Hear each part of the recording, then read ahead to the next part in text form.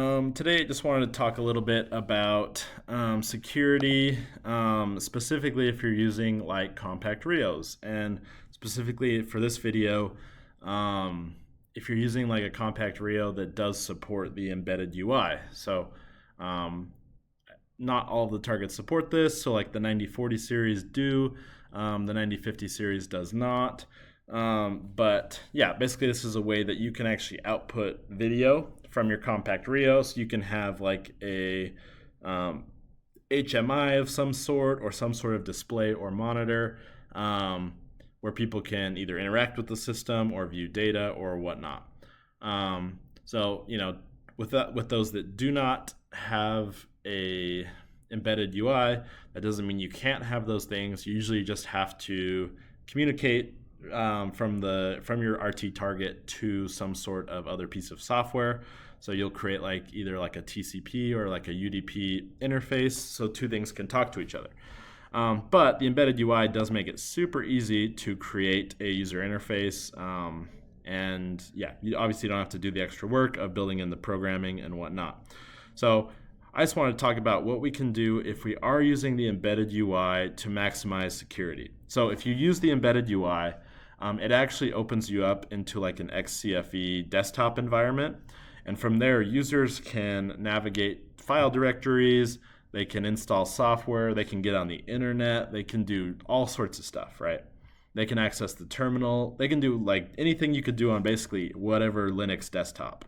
So obviously that has massive security concerns, right? Someone could go and maliciously delete files, modify files, install or uninstall things. So we just want to mitigate that. So if you are using the embedded UI, these are the best practices you can use to still use the embedded UI, but to maximize security. So first thing we're going to do is you want to disable the menu bar. So that's what's on top of your VI that you've created. So the idea is, right, you don't want the user to either be able to X out of the software or to minimize it and go do other things. So that way they can't close out of it. So as soon as the cRIO boots up, it's going to launch your startup application that's going to fill the screen and make it so they can't close out of it and go get into the desktop environment. So that's the first thing you're going to do is just in your VI, you're going to configure it that it doesn't have the menu bar on top.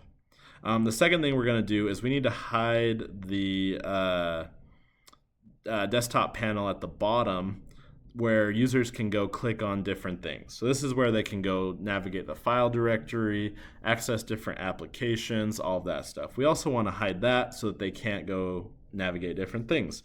So the way to do that is relatively simple, is you just use this hide panel command on system exec. So you can have your program on startup just run this hide panel command, and it's going to hide that panel so that it's gone. So that stops users from just going down there and clicking into different things. So that way you lose basically the top and the bottom, and that way you just get left with the software. And as long as the software stays up and running, users are going to have a much harder time getting to other things. So not to say that it's impossible, but it's significantly more challenging. So this is if you're just looking at bare minimum security, this is some really good best practices to make sure that users that are interacting with these devices only are interacting with the software in the way that you've set it up, rather than being able to do anything and everything on the machine. So if you're using the embedded UI, those are definitely best practices. Hopefully that's helpful, and thanks for watching. Canon Controls is your gateway to mastering LabVIEW. Dive into programming for data acquisition, industrial communications, and manufacturing automation. Explore how to enhance your projects with cybersecurity best practices. Join the journey to elevate your skills and secure your systems with every episode.